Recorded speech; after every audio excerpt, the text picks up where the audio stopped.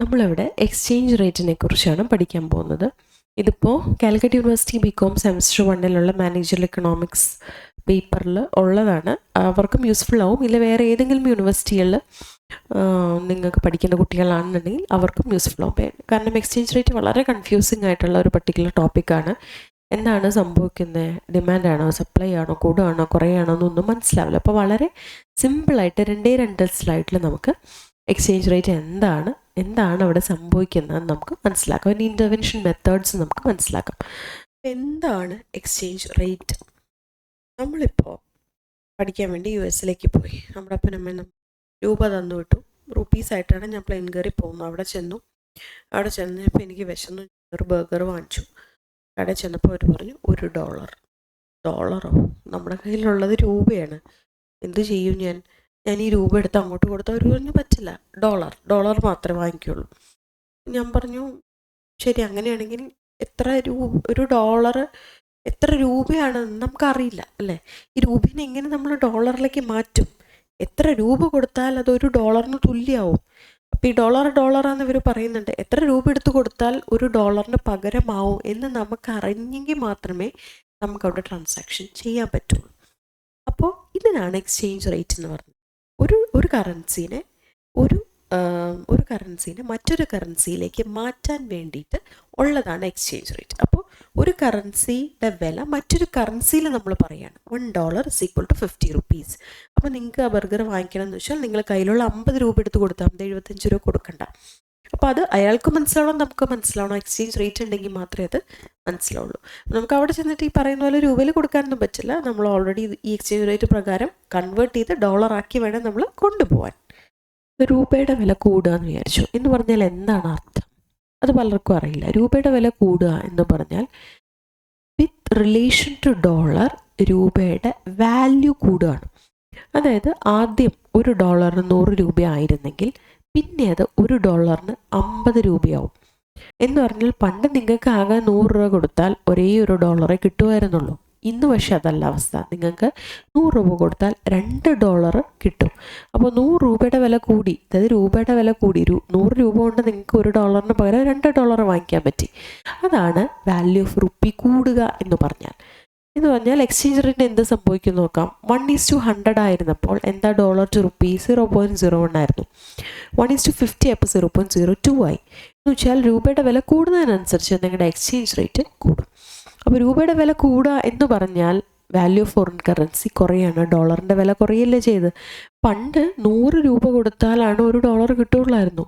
ഇപ്പോൾ വെറും 50 രൂപയ്ക്ക് നിങ്ങൾക്ക് $1 കിട്ടും. എന്ന് പറഞ്ഞാൽ എന്താ സംഭവിച്ചത്? ഡോളറിൻ്റെ വില കുറഞ്ഞു. അപ്പോൾ ഇതാണ് സംഭവിക്കുന്നത്. രൂപയുടെ വില കൂടിയാൽ ഓട്ടോമാറ്റിക്കലി നമ്മുടെ അതർ കറൻസിയുടെ വില, ഇപ്പോൾ ഡോളർ ആണെങ്കിൽ ഡോളറിൻ്റെ വില കുറയും. എന്ന് പറഞ്ഞാൽ എക്സ്ചേഞ്ച് റേറ്റ് കൂടും. ഇതാണ് സംഭവിക്കുക. ഇതിന് എക്സ്പോർട്ടിലുള്ള ഒരു ഇമ്പാക്റ്റ് എന്താണ് എന്നുള്ളതാണ്. എക്സ്ചേഞ്ച് റേറ്റ് കൂടുന്നു അല്ലെങ്കിൽ രൂപയുടെ വില കൂടിക്കഴിഞ്ഞാൽ അത് എക്സ്പോർട്ടിന് നല്ല കാര്യമല്ല. ഒരു കാരണം എന്താണെന്ന് വെച്ചാൽ നിങ്ങൾ നോക്കിയേ, സപ്പോസ് പണ്ട് നമ്മൾ $1 സാധനം വിറ്റ് കഴിഞ്ഞാൽ നമുക്ക് 100 രൂപ കിട്ടുമായിരുന്നു. ഇന്ന് നമ്മൾ $1 സാധനം വിറ്റ് കഴിഞ്ഞാൽ നമുക്ക് വെറും 50 രൂപയെ കിട്ടുള്ളൂ. അപ്പോൾ എക്സ്പോർട്ടുകാർക്ക് വില കുറവേ കിട്ടുള്ളൂ. അതപ്പോൾ ഇമ്പോർട്ടിന് നല്ല വില. കാരണം $1 സാധനം നമുക്ക് വാങ്ങിക്കാൻ അന്ന് 100 രൂപ കൊടുത്തിരുന്നെങ്കിൽ ഇന്ന് നമുക്ക് 50 രൂപ കൊടുത്താൽ മതി. സോ ഇമ്പോർട്ടുകാർക്ക് നല്ലതാണ്. സോ ഇമ്പോർട്ട് കൂടുകയും എക്സ്പോർട്ട് കുറയുകയും ചെയ്യും. സോ കുറച്ച് കാലത്തേക്കെങ്കിലും ബാലൻസ് ഓഫ് ട്രേഡ് നെഗറ്റീവായി മാറും. അതേസമയം ഇതിന് നേരെ ഓപ്പോസിറ്റാണ്.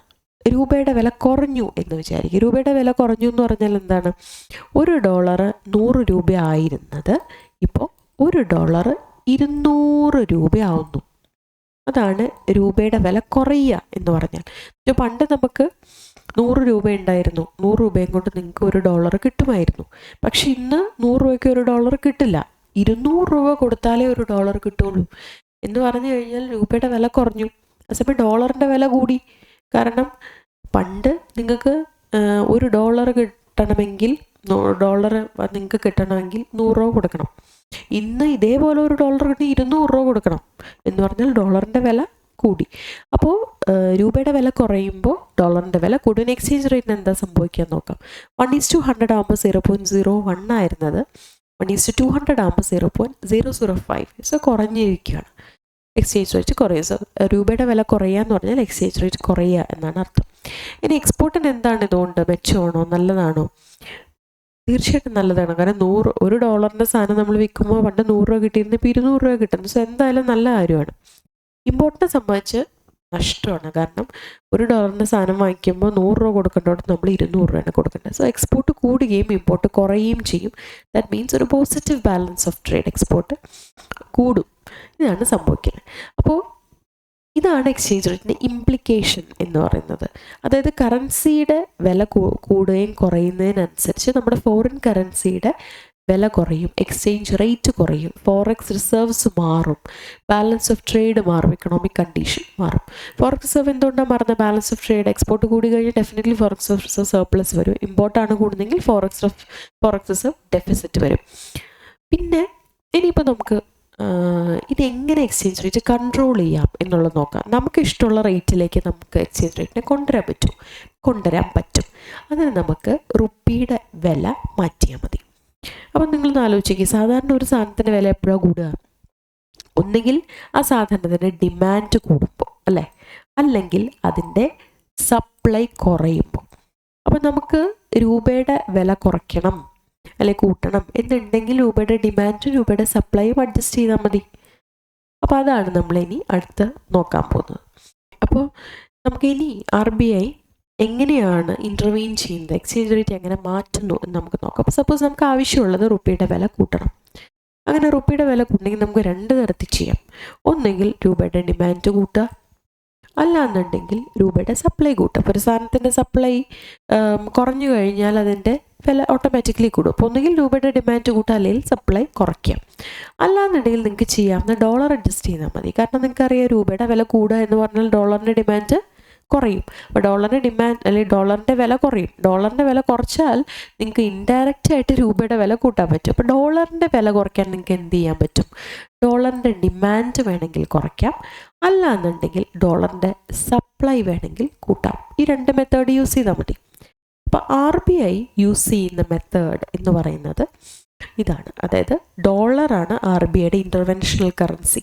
അപ്പോൾ ഡോളർ, പക്ഷെ മാത്രമല്ല ഡോളർ ഡിമാൻഡ് കൂട്ടാൻ എളുപ്പമല്ല. അതിനേക്കാളും ഈസിയാണ് RBIയുടെ കയ്യിലുള്ള ഡോളർ വാങ്ങിക്കുകയോ വിൽക്കുകയോ ഒക്കെ ചെയ്തിട്ട് സപ്ലൈ അഡ്ജസ്റ്റ് ചെയ്യുന്നത്. അപ്പോൾ RBI ചെയ്യുന്ന 2 മെത്തേഡ്സാണ്. ഒന്നുകിൽ ഡോളറിൻ്റെ സപ്ലൈ കൂട്ടുകയും കുറയ്ക്കുകയും ചെയ്യും, ഡോളറിൻ്റെ സപ്ലൈ അഡ്ജസ്റ്റ് ചെയ്യും.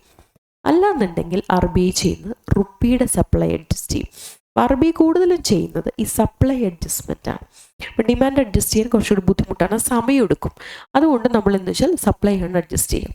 അപ്പോൾ രൂപയുടെ സപ്ലൈ അഡ്ജസ്റ്റ് ചെയ്യുന്നതിനെ ഇൻഡയറക്റ്റ് ഇൻ്റർവെൻഷൻ മെത്തേഡ് എന്നും, അതേസമയം ഡോളറിൻ്റെ സപ്ലൈ അഡ്ജസ്റ്റ് ചെയ്യുന്നതിന് ഡയറക്റ്റ് ഇൻ്റർവെൻഷൻ മെത്തേഡ് എന്നും നമ്മൾ പറയും. അപ്പോൾ അതാണ് ആ 2 മെത്തേഡ്സാണ് നമ്മൾ യൂസ് ചെയ്യാൻ പോകുന്നത്. അപ്പോൾ ഇവിടെ നോക്കാം, നമുക്ക് ഇപ്പോൾ രൂപയുടെ വാല്യൂ നമ്മൾ കൂട്ടണം എന്ന് പറഞ്ഞാൽ നമ്മൾ പറഞ്ഞു അല്ലേ, ഒന്നുകിൽ നമുക്ക് സപ്ലൈ രൂപയുടെ കുറയ്ക്കണം, അല്ലെങ്കിൽ ഡോളറിനെ കുറയ്ക്കണം. അപ്പോൾ നമ്മളിവിടെ ഡയറക്റ്റ് ഇൻ്റർവെൻഷനാണ് പറയുന്ന എന്ന് പറഞ്ഞാൽ നമ്മുടെ ഡോളറിൻ്റെ സപ്ലൈ കൂട്ടണം. അപ്പോൾ ഡോളറിൻ്റെ സപ്ലൈ കൂട്ടണമെങ്കിൽ നമുക്ക് എന്ത് ചെയ്യണം? ഡോളർ കുറേ വേണം മാർക്കറ്റിൽ. അപ്പോൾ RBIയുടെ കയ്യിലുള്ള ഡോളർ മാർക്കറ്റിലേക്ക് ഓഫ്ലോഡ് ചെയ്തപ്പോൾ സെല്ല് ചെയ്യുക, ആൾക്കാർ വാങ്ങിച്ചോട്ടെ. ഇപ്പോൾ മാർക്കറ്റിൽ മുഴുവൻ ഡോളറായി. അപ്പോൾ ഡോളർ കൂടി കഴിഞ്ഞാൽ ഡോളറിൻ്റെ സപ്ലൈ കൂടി കഴിഞ്ഞാൽ എന്ത് സംഭവിക്കും? ഡോളർ പിന്നെ ആർക്കും വേണ്ട. അപ്പോൾ ഡോളറിൻ്റെ വില കുറയും, ഡോളറിൻ്റെ വാല്യൂ കുറയും. ഡോളറിൻ്റെ വാല്യൂ കുറഞ്ഞാൽ ഓട്ടോമാറ്റിക്കലി രൂപയുടെ വാല്യൂ കൂടും. അപ്പോൾ നമ്മൾ ഇൻഡയറക്റ്റ് ആയിട്ട് ഇതിന് ഇൻക്രീസ് ചെയ്തു. ഇനി നേരെ തിരിച്ച് രൂപയുടെ വില നിങ്ങൾക്ക് കുറയ്ക്കണം. നിങ്ങൾ രൂപയുടെ വില എപ്പോഴാണ് കുറയ്ക്കുന്നത്? നമുക്കറിയാം, എക്സ്പോർട്ടുകൾ ആവശ്യമുണ്ടെങ്കിൽ രൂപ ഡീവാല്യൂ ചെയ്യാറുണ്ട് അല്ലേ, നമ്മൾ നേരത്തെ പഠിച്ചതല്ലേ ഇവിടെ. അപ്പോൾ രൂപയുടെ വില കുറയ്ക്കണം എന്നാണെങ്കിൽ നമുക്ക് എന്ത് ചെയ്യാം?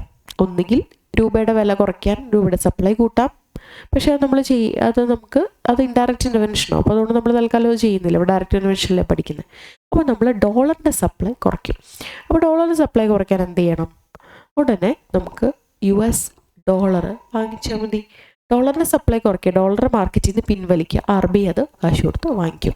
അപ്പോൾ നോക്കൂ, രൂപയുടെ വില നിങ്ങൾക്ക് കുറയ്ക്കണം എന്ന് പറഞ്ഞാൽ ഡോളറിൻ്റെ വില നിങ്ങൾ കൂട്ടണം അല്ലേ. ഡോളറിൻ്റെ വില കൂട്ടണമെങ്കിൽ നിങ്ങൾ എന്ത് ചെയ്യണം? ഡോളറിൻ്റെ സപ്ലൈ റെഡ്യൂസ് ചെയ്യണം. ഡോളറിൻ്റെ സപ്ലൈ റെഡ്യൂസ് ചെയ്യണമെങ്കിൽ ഡോളർ വാങ്ങിക്കണം. Same thing. ഇപ്പോൾ ഡോളർ വാങ്ങിക്കുന്നതനുസരിച്ച് ഡോളർ സപ്ലൈ കുറഞ്ഞു, ഒരു സാധനത്തിന് സപ്ലൈ കുറഞ്ഞാൽ അതിൻ്റെ വില കൂടി, അപ്പോൾ ഓട്ടോമാറ്റിക്കലി ഓപ്പോസിറ്റ് കറൻസിയുടെ വില കുറഞ്ഞു. ഇനി നമ്മൾ ഇൻഡയറക്റ്റ് ഇൻ്റർവെൻഷൻ, നമ്മൾ നേരത്തെ പറഞ്ഞു റുപ്പിയുടെ സപ്ലൈ അഡ്ജസ്റ്റ് ചെയ്തിട്ടാണ് നിങ്ങൾ ഇൻഡയറക്റ്റ് ഇൻ്റർവെൻഷൻ ആദ്യത്തെ മെത്തേഡ് ചെയ്യുന്നത്. അപ്പോൾ ഇപ്പോൾ നമുക്ക് റുപ്പിയുടെ വില കൂട്ടണം എന്നാണെന്നുണ്ടെങ്കിൽ നമ്മൾ റുപ്പി വെച്ച് എന്താ ചെയ്യുക? റുപ്പിയുടെ വില കൂട്ടണമെന്ന് വെച്ചാൽ റുപ്പിയുടെ സപ്ലൈ ഡിക്രീസ് ചെയ്താൽ മതി. അങ്ങനെ റുപ്പിയുടെ സപ്ലൈ ഡിക്രീസ് ചെയ്യാൻ നമ്മൾ എന്തൊക്കെ ചെയ്യും? നമ്മൾ നേരത്തെ പഠിച്ച പോലെ കൺസ്യൂമർ ലോൺസ് കുറയ്ക്കാം, അല്ലെങ്കിൽ നിങ്ങൾക്ക് CRR SLR പോലെ മാർജിൻ റിക്വയർമെൻറ്റ്സ് കൂട്ടാം, റിസർവ് റിക്വയർമെൻറ്റ്സ് കൂട്ടാം, അതേപോലെ എന്താ പറയുന്നത്, നമ്മുടെ മാർജിൻ മണി കൂട്ടാം, കൺസ്യൂമർ ലോൺ കുറയ്ക്കാം. ഇങ്ങനെ കുറേ കാര്യങ്ങൾ നിങ്ങൾക്ക് ചെയ്യാം. മെയിനായിട്ട് നിങ്ങൾ ചെയ്യുന്നത് CRR SLR. അപ്പോൾ ഇതിൻ്റെ മാർജിൻ കൂട്ടി റിസർവ് റിക്വയർമെൻറ്റ്സ് കൂട്ടും. അപ്പോൾ നമുക്ക് അത്രയും ഈ റിസർവ് വെച്ചിട്ട് ബാക്കി മാത്രമേ നമുക്ക് ലോൺ കൊടുക്കാൻ പറ്റുള്ളൂ. എന്ന് പറഞ്ഞാൽ ലോണിൻ്റെ എമൗണ്ട് കുറയും. എന്ന് വെച്ചാൽ നമുക്ക് മണി പുറത്തെത്തുന്നത് കുറയും, മണിയുടെ സപ്ലൈ കുറയും. മനസ്സിലായി? അപ്പോൾ ദാറ്റ് ഈസ് ഇൻഡയറക്റ്റ് ഇൻ്റർവെൻഷൻ. പിന്നെ RBI ചെയ്യുന്നത് വെച്ചാൽ RBI ഡോളർ കൈവശമുള്ള ആൾക്കാരുടെ അടുത്ത് പറയും, അതായത് RBIയുടെ ഡോളർ അല്ല അഡ്ജസ്റ്റ് ചെയ്യുന്നത്, ഡോളർ കൈവശമുള്ള മറ്റാൾക്കാരുടെ അടുത്ത് സപ്ലൈ ഇൻക്രീസ് ചെയ്യാൻ പറയും. അതും ഇൻഡയറക്റ്റ് ഇൻ്റർവെൻഷനാണ്. അപ്പോൾ എങ്ങനെയാണ് RBIയുടെ കയ്യിലുള്ള നമ്മൾ ഈ ഡയറക്റ്റ് ഇൻ്റർവെൻഷനാണ്. RBIയുടെ കയ്യിലല്ലാണ്ട് പിന്നെ ആരുടെ കയ്യിലാണ് ഡോളർ കാണാം? ഒന്നുകിൽ എക്സ്പോർട്ടേഴ്സിൻ്റെ കയ്യിൽ കാണാം, കാരണം അവർക്ക് എക്സ്പോർട്ട് ചെയ്ത് ഏൺ ചെയ്യുന്നവരുടെ എക്സ്പോർട്ട് ഏണേഴ്സ് ഫോറിൻ കറൻസി അക്കൗണ്ടിൽ ഇട്ടുണ്ടാവും. അതിൻ്റെ ഹോൾഡിംഗ് റെഡ്യൂസ് ചെയ്യാൻ പറയും. അപ്പോൾ അങ്ങനെ റെഡ്യൂസ് ചെയ്താൽ ഡോളറിൻ്റെ സപ്ലൈ ഇൻക്രീസ് ചെയ്യും. അത് റെഡ്യൂസ് ചെയ്യുക, അതായത് ഹോൾഡിംഗ് റെഡ്യൂസ് ചെയ്താൽ അക്കൗണ്ടിൽ നിന്ന് പുറത്തേക്ക് കൊണ്ടുപോകാം. അപ്പോൾ ഡോളറിൻ്റെ സപ്ലൈ ഇൻക്രീസ് ചെയ്യുന്നതനുസരിച്ച് ഡോളറിൻ്റെ വില കുറയും, രൂപയുടെ വില കൂടും. അല്ലാന്നുണ്ടെങ്കിൽ പിന്നെ ഡോളർ ആരുടെ കയ്യിലുള്ളത്? FCNR അക്കൗണ്ട്, അതായത് NRI ആൾക്കാരുണ്ടാവും, അതായത് പുറത്ത് ജോലി ചെയ്യുന്ന ഓസ്ട്രേലിയ, UK, US പോലുള്ള സ്ഥലങ്ങളിൽ ജോലി ചെയ്യുന്ന ആൾക്കാർ, അവർക്ക് വേണമെങ്കിൽ ഇന്ത്യയിൽ രൂപയിൽ സേവ് ചെയ്യുന്നതിന് പകരം ഡോളറിൽ സേവ് ചെയ്യാം. അതായത് അവരുടെ SBI അക്കൗണ്ടിൽ ഡോളർ ആയിരിക്കും, നമ്മുടെ ബാലൻസ് നോക്കിക്കഴിഞ്ഞാൽ $100 എന്നായിരിക്കും കിടക്കുന്നത്. അപ്പോൾ അങ്ങനെ ഡോളേഴ്സിൽ സേവ് ചെയ്യാം. എന്നാണ് FCNR, foreign currency non resident account എന്ന് പറയുന്നത്. അതിനകത്ത് ഡോളർ ഉണ്ടാവും, അതിന് ഇൻട്രസ്റ്റ് റേറ്റ് റെഡ്യൂസ് ചെയ്യും. അപ്പോൾ ആൾക്കാർ എന്ത് ചെയ്യും? അതിൽ നിന്ന് കാശ് എടുത്ത് മാറ്റും. അപ്പോൾ വീണ്ടും കാശ് പുറത്തേക്ക് ഇറങ്ങും. സോ ഡോളറിൻ്റെ സപ്ലൈ കൂട്ടും. സോ ഇങ്ങനെയാണ് ഡയറക്റ്റ് ഇൻ്റർവെൻഷനിലും ഇൻഡയറക്റ്റ് ഇൻ്റർവെൻഷനിലും നമ്മുടെ രൂപയുടെ വില കൂട്ടുകയും കുറയ്ക്കുകയും ചെയ്യുന്നത്. അപ്പോൾ ഇപ്പോൾ എന്ത് സിമ്പിളായിട്ടാണ് നിങ്ങൾക്ക് മനസ്സിലായത് ഇത് രണ്ടും അല്ലേ? ഇത്രയും കൺഫ്യൂസിങ് ആയിട്ടുള്ള ടോപ്പിക്ക്. അപ്പോൾ ഇതുപോലെ മാനേജർ എക്കണോമിക്സിൻ്റെ ഫുൾ കോഴ്സ് വേണമെന്നുണ്ടെങ്കിൽ താഴെ നിങ്ങൾക്ക് സബ്സ്ക്രൈബ് ചെയ്യാം.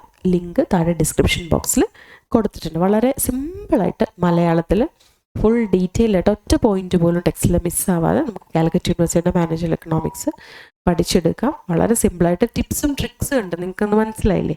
ടിപ്സും ട്രിക്സിലും കൂടിയാണ് പഠിപ്പിക്കുന്നത്. ഇപ്പോൾ ടെക്സ്റ്റിൽ 6-7 പേജുള്ള ഒരു നോട്ടാണ് നമ്മൾ 2 സ്ലൈഡിൽ നമ്മൾ എക്സ്പ്ലെയിൻ ചെയ്തത്. അതുമാത്രമല്ല, ജസ്റ്റ് 199 rupees നിങ്ങൾക്ക് ഈ കോഴ്സ് സബ്സ്ക്രൈബ് ചെയ്യാം.